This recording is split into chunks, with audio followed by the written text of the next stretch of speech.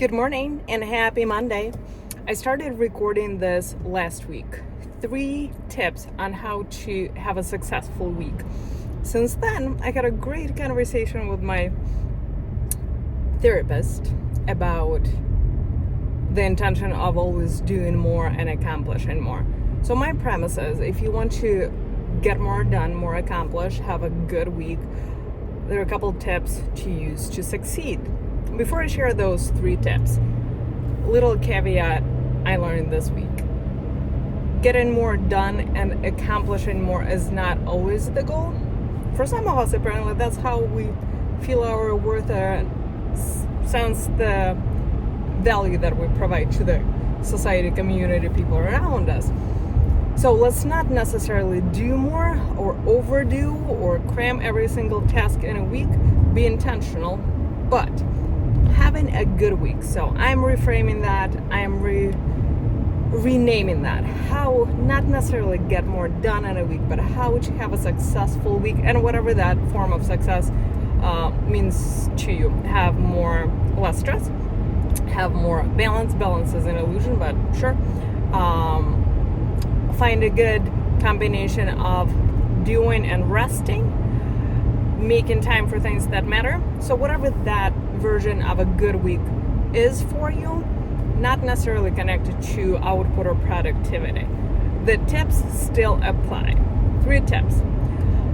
Sunday night, sit down and write down. You can do it in your mind, but a lot more effective if you write it down. Write down everything you have to complete, do, where you have to be this week.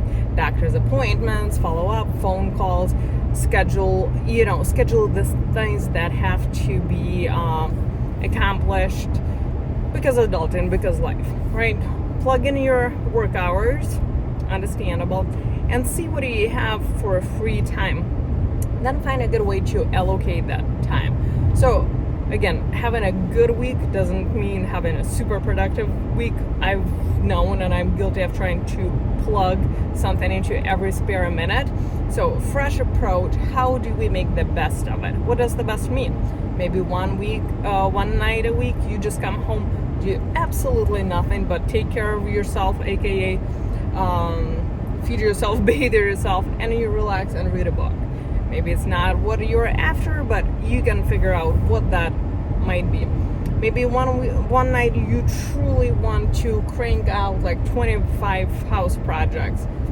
Exaggerating, you get the gist though. Maybe you are working on a side project, side gig.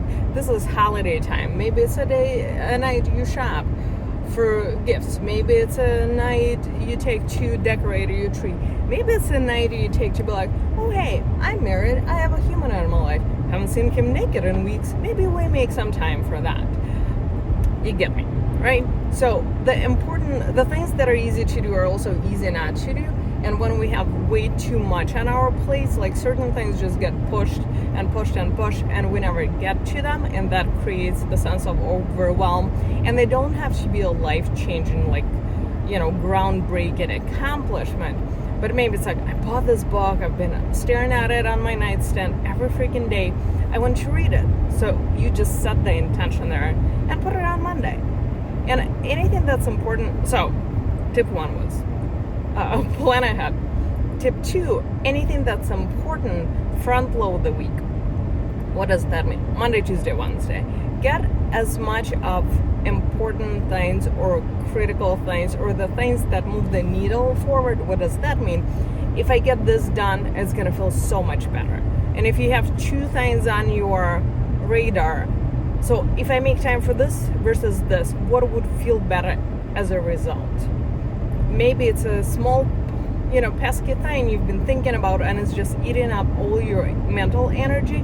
And if you get it off your list, you're going to feel a million times better. And that's the one that gets moved up. Why Monday, Tuesday, Wednesday? Because life happens and nothing goes to plan. So, tip number 2.8, what you plan is not going to happen. And if you are a control person who likes to have control, I don't like the word control freak, but you like to be in control, somebody who needs to follow a plan to a T, you might have a hard time with that. Or you're somebody like me, if I over plan or over pack my schedule and then it doesn't happen, then I beat myself up.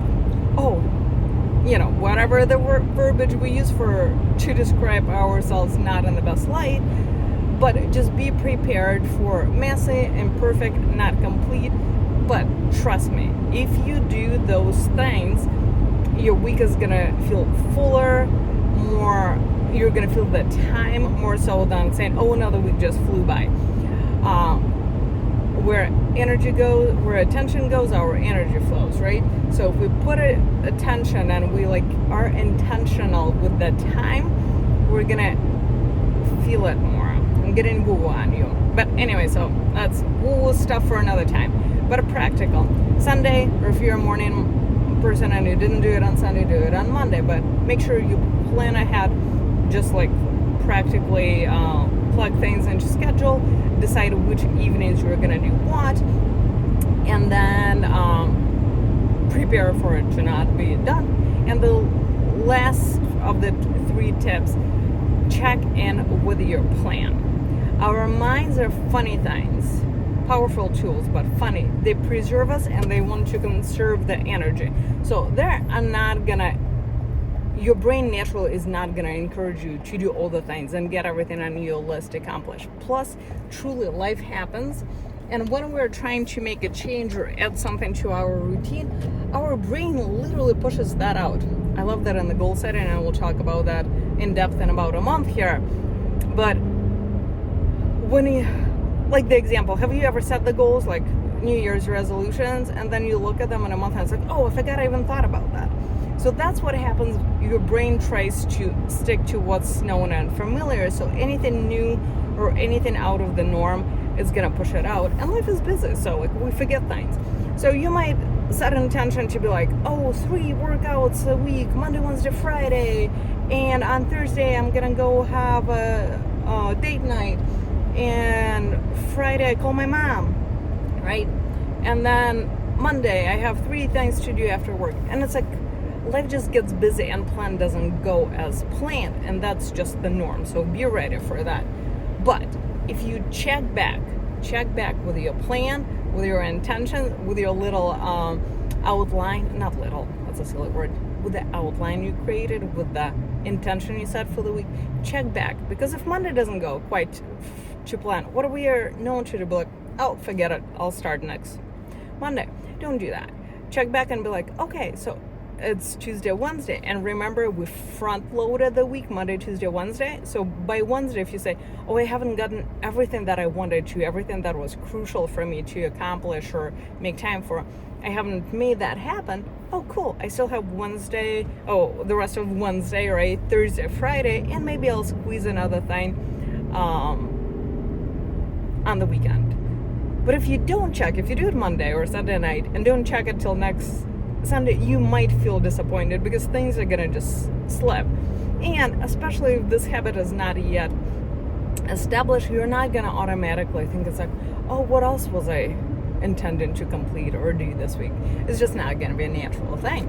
So get yourself into the habit, check in with yourself, prepare for it to not go quite as planned. But if you want the week to feel richer, fuller, more enjoyable, if you want to be more present in your everyday, put that intention. So don't let the time just fly by, because it truly does. And as I said, my little caveat from my conversation with my therapist last week, planning for it doesn't mean doing more. Maybe you're planning one day to do less and allow yourself that. But the fullness and enjoyment and the sense of accomplishment and success on your terms comes from being intentional. And those couple little tips really do work.